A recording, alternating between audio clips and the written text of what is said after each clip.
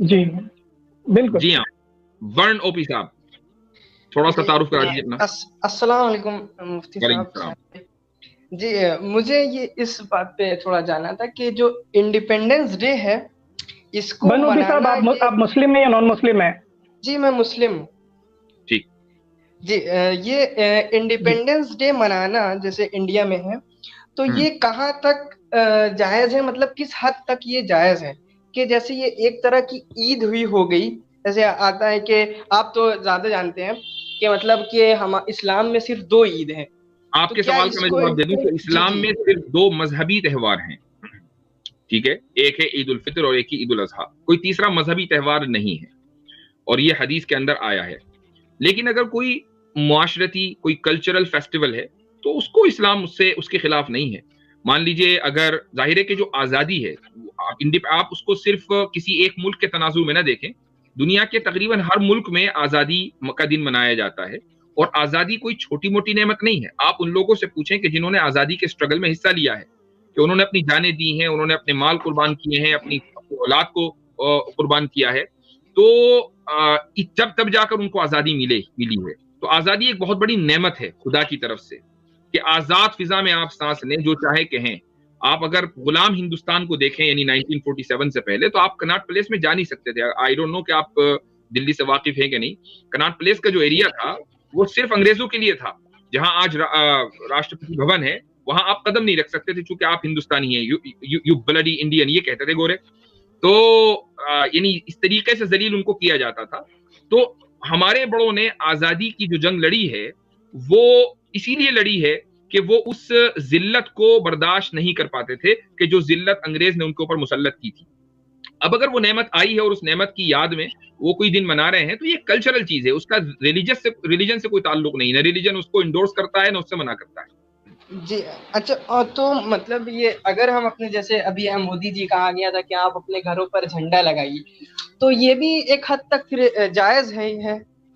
نہیں تو اس کو ناجائز کس نے کہا ہے بھائی؟ اگر کسی ملک کا جھنڈا اس ملک کی پہچان ہے اور اس دن آپ کو آزادی ملی ہے تو آپ جھنڈا لگانا چاہیں لگائیں.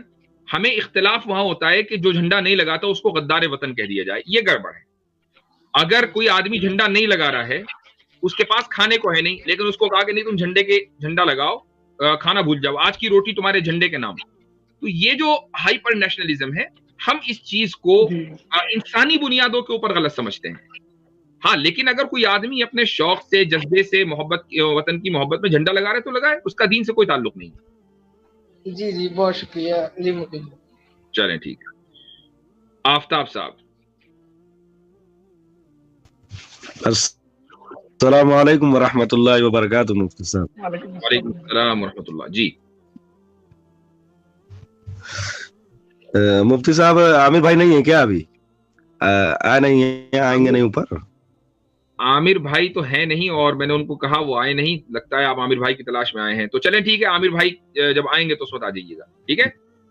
نہیں مجھے آپ ہی سے بات کرنا ہے، لیکن عامر بھائی کے بارے میں ہی بات کرنا ہے کہ مفتی صاحب جو ہے جتنے جی میں بات نہیں آفتاب بھائی ان کی موجودگی میں اگر آپ بات کریں گے تو بہتر رہے گا.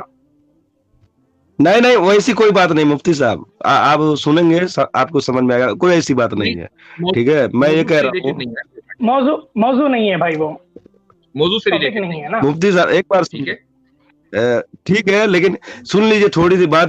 بہت دن کے بعد آیا ہوں میں، ایک بار سن لیجئے. کوئی ایسی بات نہیں ہے، ٹھیک ہے مفتی صاحب؟ میں خالی یہ کہنا چاہ رہا ہوں جو مرتد لوگ ہیں، جو نبی صلی اللہ علیہ وسلم کی شان میں گستاخی کرتے ہیں اور ہمارے دین کے بارے میں برا بھلا کہتے ہیں، تو اس کا کچھ نہیں ہے. لیکن اگر عامر بھائی ان کو کچھ بول دیتے ہیں تو ترنت پہنچ جاتے ہیں آپ کے پاس شکایت کرنے کے لیے کہ ہم کو ایسا بولے. یہ تو ایسا ہی ہے کہ اگر میں کسی کو ماں بہن کی گالی دوں، وہ مجھے مار دے، تو میں پہنچ جاؤں مفتی صاحب کے پاس کہ مفتی صاحب وہ اس کو میں نے گالی دیا تھا، اس نے مجھے مارا ہے. کیوں مارا ہے؟ آپ اس کو سمجھائیے کہ بھائی مارے نہ. میں گالی دیتا رہوں اور مارے. آفتاب بھائی ٹھیک ہے آفتاب بھائی جی، آپ کا ورڈ مل گیا، بہت بہت شکریہ. اچھا جی، ذوالقرنین محمود صاحب. السلام علیکم. وعلیکم السلام. آپ نے کہا تھا کہ ہر آدمی کو وطن سے محبت ہوتی ہے، تو یہ بندہ جو ہے نا ہمیشہ ایک چرکا چھوڑنے کے لیے آتا ہے. میں آواز پہچان گیا. جی تھوڑا زور سے بولیے بھائی آپ تھوڑا. تو میں نے یہ کہا تھا کہ آدمی کو وطن سے محبت ہوتی ہے. اب آپ یہ کہیں گے کہ وطن سے کیا مراد ہے؟ مشرقوں سے کے وطن سے کیا محبت ہو سکتی ہے؟ مشرکوں کے وطن سے کیا محبت ہو سکتی ہے، یہ سوال ہے.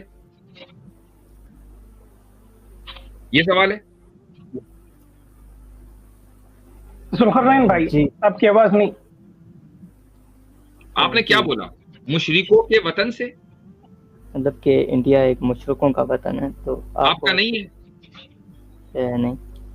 آپ کہاں رہتے ہیں، کہاں پیدا ہوئے؟ پاکستان. تو بس ٹھیک ہے، آپ پاکستان سے محبت کریں، ہم جہاں پیدا ہوئے ہیں وہاں اس سے محبت کریں گے، اس میں کیا مسئلہ ہے؟ ویسے تو ایک کریٹر نہیں بنایا نا بھائی، چاہے پاکستان ہو انڈیا ہو، اللہ کی زمین ہے. ہم کسی بھی ملک سے اس لیے محبت نہیں کرتے کہ وہ کس کا ہے اور وہاں کون رہتا ہے، ہم اس لیے محبت کرتے ہیں کہ ہم وہاں پیدا ہوئے ہیں. ایگزیکٹلی. تو اس لیے یہ ایک نیچرل چیز ہے. یعنی اگر آپ یہ کہیں کہ ہم انڈیا کو مثلا کسی دوسرے ملک کے اوپر محض اس لیے فوقیت دیتے ہوں کہ وہ انڈیا ہے، ہم اس کے خلاف ہیں. ہم اس کے خلاف ہیں. محض انڈیا کے انڈیا ہونے سے کوئی فرق نہیں پڑتا. اصل چیز یہ ہے کہ وہ چونکہ کسی کچھ لوگوں کا وطن ہے، اس لیے فطری طور پر یہ محبت ہے اور کچھ نہیں.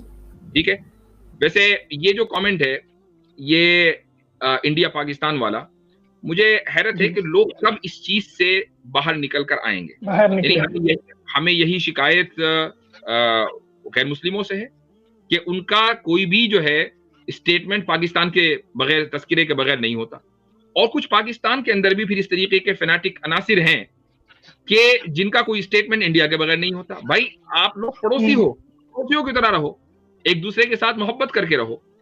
آپ یورپین یونین کو دیکھیں کہ جہاں کتنی لمبی لمبی جنگیں چلی ہیں، ایک دوسرے کے خون کے پیاسے تھے، لیکن سیکنڈ ورلڈ وار کے اندر سبق آ گیا سب کو سمجھ میں کہ بھائی ایک دوسرے سے لڑ کر نہیں جی سکتے، یونین بنانی پڑے گی. آج وہ یونین اتنی مضبوط ہے کہ آپ ایک ملک کے سٹیزن ہیں تو دوسرے کونے سے لے کر یورپ کے دوسرے کونے تک کے بغیر ویزا کے، بغیر کسی چیک پوسٹ کے آرام سے چلتے چلے جائیں. ایک کرنسی ہے، ایک ان کی جو فارن پالیسی ہے، اسی طریقے سے ایک فائنینشیل پالیسی ہے، ہر چیز ایک ہے. زمانے آج بھی الگ الگ ہیں، تو کیا اس طریقے سے لوگ نہیں رہ سکتے؟ تو یہ عجیب بات ہے کہ لوگ جو ہے انہی چکروں کے اندر پڑے رہتے ہیں. افسوس ہوتا ہے ایسے لوگوں کو دیکھ کر. جی بالکل. اچھا، سبق پھر پڑھ صداقت کا، عدالت کا، شجاعت کا، لیا جائے گا تجھ سے کام دنیا کی امامت کا. سبق پھر پڑھ صداقت